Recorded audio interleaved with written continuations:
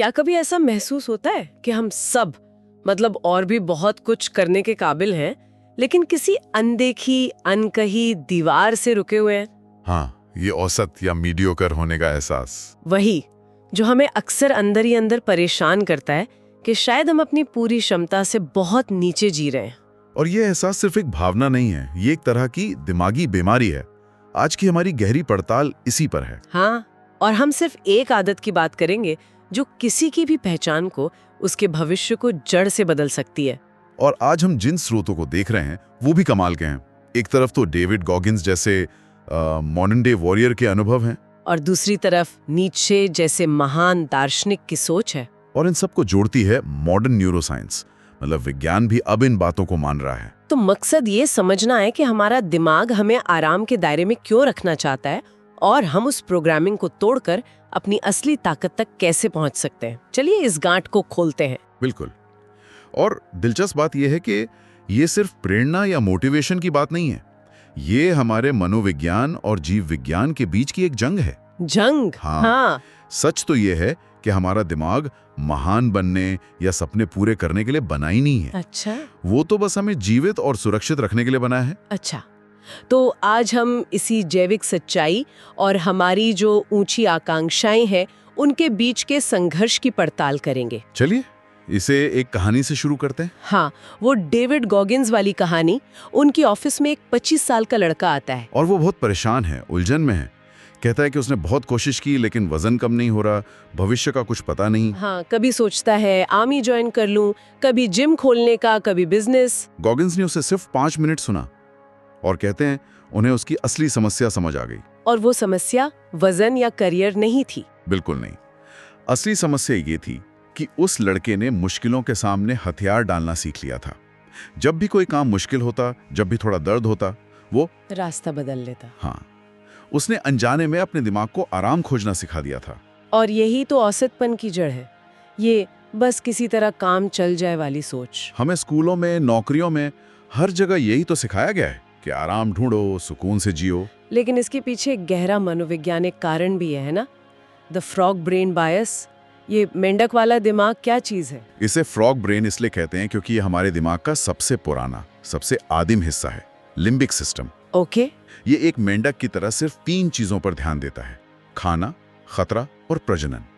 ये महानता या सपने नहीं समझता, सिर्फ जिंदा रहना समझता है। एग्जैक्टली। इसीलिए जब सुबह 4 बजे उठने का अलार्म बजता है तो यही मेंढक दिमाग फुसफुसाता है, सो जा, बाहर ठंड है, खतरा है। तो हम आलसी नहीं हैं, हम बस अपनी बायोलॉजी के गुलाम हैं। औसतपन इसी गुलामी का नतीजा है। बिल्कुल। वाह। तो ये कोई नैतिक कमजोरी नहीं बल्कि एक जैविक प्रोग्रामिंग है। और शायद यही बात दार्शनिक फ्रेडरिक नीत्शे कह रहे थे जब उन्होंने कहा था वो बनो जो तुम असल में हो। हाँ, पर उनका मतलब ये नहीं था कि अपनी कमजोरियों को स्वीकार कर लो। नहीं, बिल्कुल नहीं। नीचे का मतलब था कि उस इंसान को खोजो जो तुम संघर्ष के बाद बन सकते हो। वो असली तुम आराम के मखमल में नहीं मिलेगा, वो चुनौतियों की आग में तपकर ही मिलेगा। हाँ, और ये सिर्फ किताबी बातें नहीं हैं, इसके पीछे अब ठोस विज्ञान है। और यहाँ बात वाकई दिलचस्प हो जाती है। स्टैनफोर्ड यूनिवर्सिटी के न्यूरोसाइंटिस्ट हैं डॉक्टर एंड्रू ह्यूबरमैन। हाँ, उन्होंने हमारे दिमाग के एक हिस्से पर रोशनी डाली है, एंटीरियर मिड सिंगुलेट कॉर्टेक्स। नाम थोड़ा मुश्किल है। हाँ, पर आप इसे अपनी हिम्मत की मांसपेशी समझ सकते हैं। हिम्मत की मांसपेशी मतलब ये सच में कोई हिस्सा है? हाँ, दिमाग के ठीक बीच में। और रिसर्च में पाया गया कि जो लोग आलसी होते हैं या आसानी से हार मान लेते हैं, उनमें ये हिस्सा छोटा होता है। और जो एथलीट्स, योद्धा या ऊंचे पदों पर होते हैं, उनमें ये हिस्सा काफी बड़ा और मजबूत होता है। एक मिनट, मतलब इच्छा शक्ति या हिम्मत हमारे दिमाग का एक असली भौतिक हिस्सा है जिसे नापा जा सकता है। ये कोई काल्पनिक चीज नहीं है। यही तो सबसे हैरान करने वाली बात है। और उससे भी ज्यादा हैरान करने वाली बात यह है कि ये हिस्सा सिर्फ तभी शारीरिक रूप से बड़ा होता है। कब? जब कोई जानबूझकर वो काम करता है जो उसका मन नहीं करना चाहता। जैसे मन मार के जिम जाना, या ठंडे पानी से नहाना, या कोई मुश्किल किताब पढ़ना। तब ये हिम्मत की मांसपेशी सचमुच में बड़ी होती है। ये तो बहुत डरावनी बात है। इसका मतलब तो ये हुआ कि हमारी जो आरामदायक जीवन शैली है वो हमें दिमागी तौर पर भी कमजोर बना रही है। अगर हम संघर्ष नहीं कर रहे तो हमारा दिमाग लिटरली सिकुड़ रहा है। ठीक यही हो रहा है। इस्तेमाल करो वरना गंवा दो का सीधा सिद्धांत। तो फिर वो 1% लोग जो दुनिया बदलते हैं, उनमें और बाकी 99% में क्या फर्क है? कोई जादू नहीं, फर्क सिर्फ एक चीज का है, पेन टॉलरेंस, दर्द सहने की क्षमता। उनकी हिम्मत की मांसपेशी बहुत मजबूत होती है क्योंकि उन्होंने उसे रोज ट्रेन किया है। इस हिम्मत की मांसपेशी को असल में काम करते देखने के लिए मेरे ख्याल से डेविड गॉगिन्स की वो 160 किलोमीटर की दौड़ वाली कहानी सुननी पड़ेगी। हाँ, वो कहानी दिमाग को सुन्न कर देती है।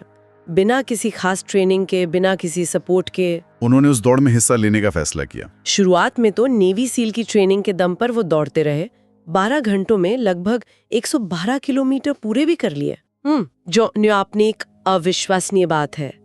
लेकिन असली कहानी तो इसके बाद शुरू होती है। बिल्कुल। 112 किलोमीटर के बाद उनका शरीर एक एक करके बंद होने लगा। वो एक कुर्सी पर बैठ गए और जब उन्होंने नीचे देखा तो उनके सफेद मोजे खून से पूरी तरह लाल हो चुके थे। पैरों में इतने छाले पड़ गए थे कि त्वचा मांस से अलग हो गई थी। सिर्फ इतना ही नहीं, जब वो वॉशरूम गए तो देखा कि वो पेशाब नहीं बल्कि खून निकाल रहे थे। उनकी किडनी फेल हो रही थी, फेफड़ों में खून भर रहा था, पैरों की छोटी छोटी हड्डियां टूट चुकी थी। मतलब हर डॉक्टर, हर तर्क, उनका अपना दिमाग चिल्ला रहा था, रुक जाओ वरना तुम यहीं मर जाओगे। यही वो खाई है जहां 99.9% लोग वापस लौट आते हैं। सारी पॉजिटिव थिंकिंग, सारे मोटिवेशनल कोट्स यहाँ आकर दम तोड़ देते हैं। बिल्कुल। और उस अंधेरे में, उस भयानक दर्द के बीच, जब सारे तर्क खत्म हो गए, तब गॉगिन्स के अंदर से एक आवाज आई। वो आवाज किसी प्रेरणा की नहीं थी, वो एक पहचान का ऐलान था। उन्होंने खुद से कहा, मैं ये इसलिए कर रहा हूं क्योंकि मैं एक मजबूत इंसान हूं। और उस एक वाक्य ने सब कुछ बदल दिया। ये मोटिवेशन नहीं था, ये एक आइडेंटिटी शिफ्ट था। हाँ, मैं कोशिश कर रहा हूं उसे, मैं हूं। अचानक उनके शरीर में एड्रेनलिन का सैलाब आ गया। दर्द अभी भी था, हड्डियां अभी भी टूटी थीं। लेकिन अब उस दर्द को सहने वाला इंसान बदल चुका था। उन्होंने टेप से अपने टूटे पैरों को बांधा और बाकी के 48 किलोमीटर चलकर रेस पूरी की। और इसी अनुभव से 40% रूल की खोज हुई। 1 मिनट, ये 40% का नियम सुनने में अविश्वसनीय लगता है। जब शरीर पूरी तरह टूट चुका है, किडनी फेल हो रही है, तब भी 60% ताकत बची होती है। ये शारीरिक ताकत की बात नहीं है, ये दिमाग के सेफ्टी मैकेनिज्म की बात है। हमारा फ्रॉग ब्रेन हमें बचाने के लिए बहुत जल्दी खतरे का अलार्म बजा देता है। अच्छा। जब दिमाग कहता है कि बस अब और एक कदम नहीं, उस वक्त असल में अपनी क्षमता का सिर्फ 40% ही इस्तेमाल हुआ होता है। बाकी 60% उस दिमागी दीवार के पीछे बंद होता है। और उस दीवार को तोड़ने के लिए इच्छा शक्ति नहीं, पहचान की जरूरत होती है। और यहीं से द पेन पैराडॉक्स का सिद्धांत भी जुड़ता है। जी। दर्द का विरोधाभास। हाँ, विरोधाभास यह है कि जितना आराम और सुकून खोजेंगे, जीवन उतना ही कष्ट देगा। छोटी छोटी चीजें परेशान करेंगी। लेकिन अगर स्वेच्छा से, जानबूझकर मुश्किलों और दर्द को चुना जाए, तो जीवन की असली मुश्किलें आपको छू भी नहीं पाएंगी। जैसा स्टोइक दार्शनिक मार्कस ऑरेलियस ने कहा था, जो चीज रास्ते में आती है वही रास्ता बन जाती है। बाधा ही रास्ता है। गॉगिन्स की कहानी अविश्वसनीय है, लेकिन एक आम इंसान जो ऑफिस जाता है, घर चलाता है, वो इसे अपनी जिंदगी में कैसे बना सकता है? बिल्कुल सही सवाल। गॉगिन्स कहते हैं मोटिवेशन कचरा है, वो पेट्रोल की तरह है जो जलकर खत्म हो जाता है। जी। आपको अपना इंजन बदलना होगा, अपनी पहचान बदलनी होगी। हाँ। और इसके लिए कुछ बहुत ही ठोस कदम हैं। पहला है अकाउंटेबिलिटी मिरर, जवाबदेही का आईना। ये क्या है? जब गॉगिन्स का वजन लगभग 135 किलो था, वो हर रात शीशे के सामने खड़े होकर खुद से सच बोलते थे। मीठी मीठी बातें नहीं, वो कहते थे तुम मोटे हो, तुम आलसी हो और तुम अपनी जिंदगी बर्बाद कर रहे हो। लेकिन क्या ये तरीका किसी के लिए ज्यादा कठोर नहीं हो सकता? इससे तो आत्मविश्वास कम होने का खतरा है। इसका मकसद खुद को नीचा दिखाना नहीं, बल्कि झूठ की परतों को हटाना है।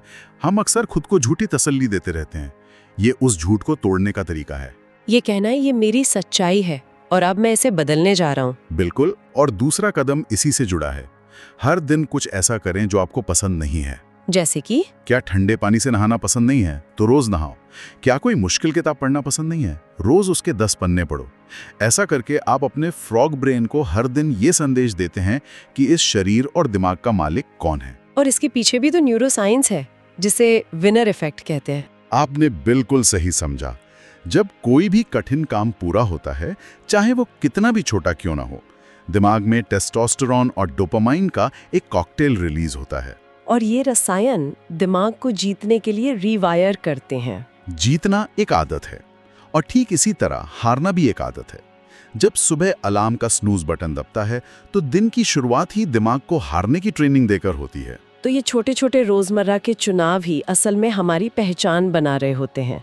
और तीसरा नियम क्या है? तीसरा और सबसे जरूरी नियम है पीड़ित मानसिकता को खत्म करना। Victim mindset. हाँ, मेरे साथ बचपन में बुरा हुआ, मेरे पास पैसे नहीं हैं, मेरा बॉस खराब है। ये सारी कहानियां आरामदेह होती हैं क्योंकि ये हमें कुछ न करने का बहाना देती हैं। इन कहानियों को कचरे में फेंकना होगा। आपकी समस्याएं आपकी हैं और समाधान भी आपके ही अंदर है। तो ये साफ है कि संघर्ष जरूरी है, लेकिन हमारा पूरा समाज तो हमें आराम देने के लिए ही बना है। अगर संघर्ष इतना ही जरूरी है तो इस आरामदायक दुनिया का अंत क्या होगा? इस सवाल का जवाब 1960 के दशक के एक बहुत ही डरावने वैज्ञानिक प्रयोग में छिपा है, यूनिवर्स 25। यूनिवर्स 25? ये क्या था? वैज्ञानिकों ने चूहों के लिए एक स्वर्ग बनाया, एक ऐसी जगह जहां असीमित खाना था, असीमित पानी, रहने के लिए बेहतरीन जगह, कोई शिकारी नहीं, कोई बीमारी नहीं, सब कुछ परफेक्ट। हाँ, चूहों के लिए एक आदर्श दुनिया। तो फिर तो वो चूहे बहुत खुश रहे होंगे, उनकी आबादी बढ़ती गई होगी। शुरुआत में ऐसा ही हुआ, लेकिन कुछ पीढ़ियों के बाद नतीजा भयानक था। भयानक? बिना किसी चुनौती के वो चूहे आलसी और आक्रामक हो गए। उन्होंने बच्चे पैदा करना बंद कर दिया। वो बस खाते थे, सोते थे और आपस में लड़ते थे। और फिर कुछ ही समय में उस स्वर्ग में मौजूद सारे चूहे मर गए। आराम ने, उस परफेक्ट दुनिया ने उन्हें मार डाला। ये सुनने के बाद तो ये वाकई परेशान करने वाला प्रयोग है। ये एक बहुत अहम सवाल खड़ा करता है। क्या आज हमारा सोफा, हमारा नेटफ्लिक्स, हमारे फूड डिलीवरी एप्स, ये सब मिलके हमारे लिए यूनिवर्स 25 तो नहीं बना रहे हैं? नहीं छे, ये प्रयोग एक चेतावनी है। विज्ञान ने यह साबित किया है कि बिना संघर्ष के दिमाग, समाज और यहाँ तक कि आत्मा भी सड़ जाती है। संघर्ष ही जीवन का प्रमाण है। बिल्कुल। तो इस पूरी चर्चा का सार ये है कि औसतपन कोई नियति नहीं है, ये एक विकल्प है। और इस विकल्प से बाहर निकलने का रास्ता जानबूझकर चुनी गई मुश्किलों से होकर ही जाता है। बिल्कुल। अगर 3 बातें याद रखनी हो तो वो ये हैं। पहली, हमारा दिमाग एक पैदाइशी झूठा है। जब वो कहता है बस अब और नहीं, तो वो अपनी आधी ताकत भी इस्तेमाल नहीं कर रहा होता। ये 40% का नियम हमारे दिमाग के धोखे का पर्दाफाश है। दूसरी बात ये कि इच्छा शक्ति या हिम्मत कोई जादुई चीज नहीं है। ये दिमाग की एक मांसपेशी है जिसे हर रोज छोटी छोटी मुश्किलों से लड़कर बनाया जा सकता है। और तीसरी और सबसे जरूरी बात, अत्यधिक आराम एक धीमा जहर है। ये यूनिवर्स 25 का पिंजरा है। संघर्ष हमें जिंदा रखता है। अंत में हम श्रोताओं को एक विचार के साथ छोड़ना चाहेंगे। कल्पना कीजिए कि कोई इंसान अपने जीवन के अंतिम क्षणों में है और उसके सामने 2 लोग खड़े हैं। एक वो इंसान जो वो बन गया और दूसरा वो इंसान जो वो बन सकता था अगर उसने अपनी पूरी क्षमता का इस्तेमाल किया होता। अगर इन दोनों के बीच का अंतर बहुत ज्यादा हुआ तो वो असली नर्क होगा। लेकिन अगर वो दोनों एक जैसे दिखें तो वो स्वर्ग होगा। चुनाव हमेशा हमारा अपना होता है।